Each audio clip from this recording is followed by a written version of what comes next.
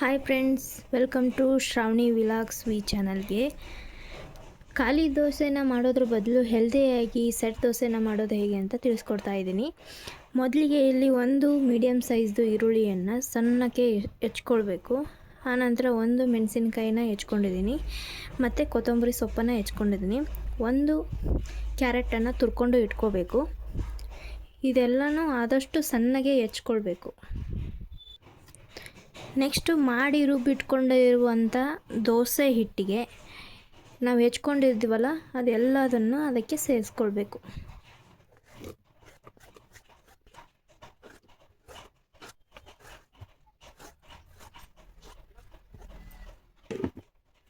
ಇವಾಗ ಇದನ್ನು ಮಿಕ್ಸ್ ಮಾಡ್ಕೋಬೇಕು. ಇವಾಗ ನೋಡಿ ನಾನು ತೋರಿಸ್ತಿದ್ದೀನಲ್ಲ, ಈ ರೀತಿ ಮಿಕ್ಸ್ ಮಾಡ್ಕೊಳ್ಬೇಕು.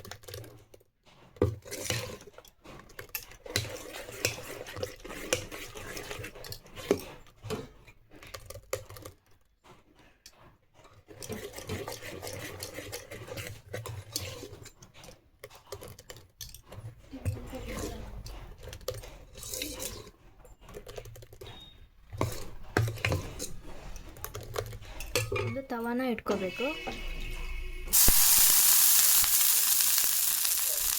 ತವ ಕಾದ್ಮೇಲೆ ನಾವು ಮಿಕ್ಸ್ ಮಾಡಿದಂಥ ಹಿಟ್ಟನ್ನು ಅದರಲ್ಲಿ ಹಾಕಿ ದೋಸೆ ಥರ ತೀರಬೇಕು.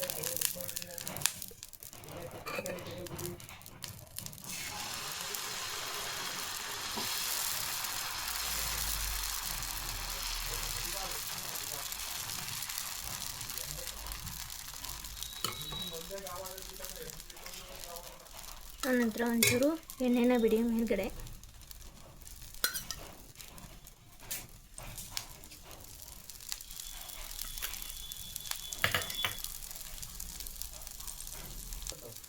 ಆನಂತರ ಇದನ್ನು ಲಿಡ್ ಕ್ಲೋಸ್ ಮಾಡಿ.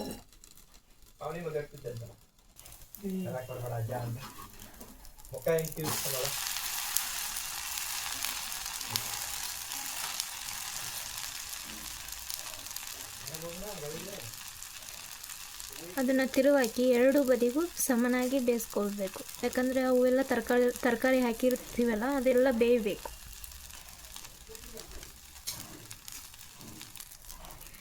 ಇದು ತುಂಬಾ ಹೆಲ್ದಿ ಫುಡ್ ಆಗಿರೋದ್ರಿಂದ ಒಂದ್ಸಲ ಟ್ರೈ ಮಾಡಿ.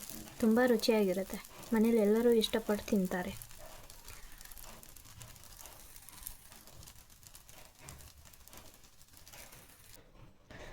ನೋಡಿ ಫ್ರೆಂಡ್ಸ್, ಎಷ್ಟು ಚೆನ್ನಾಗಿ ಬಂದಿದೆ ದೋಸೆ ಎಲ್ಲ. ನೀವು ಒಂದ್ಸಲ ಟ್ರೈ ಮಾಡಿ, ನಿಮಗೂ ಇಷ್ಟ ಆಗುತ್ತೆ. ಈ ರೆಸಿಪಿ ಏನಾದರೂ ನಿಮಗೆ ಇಷ್ಟ ಆಗಿದ್ದರೆ ಲೈಕ್ ಮಾಡಿ, ಶೇರ್ ಮಾಡಿ, ಸಬ್ಸ್ಕ್ರೈಬ್ ಮಾಡಿ. ಮತ್ತು ಹೇಗಿತ್ತು ಅಂತ ಕಮೆಂಟ್ ಮಾಡಿ ತಿಳಿಸೋದನ್ನು ಮರಿಬೇಡಿ.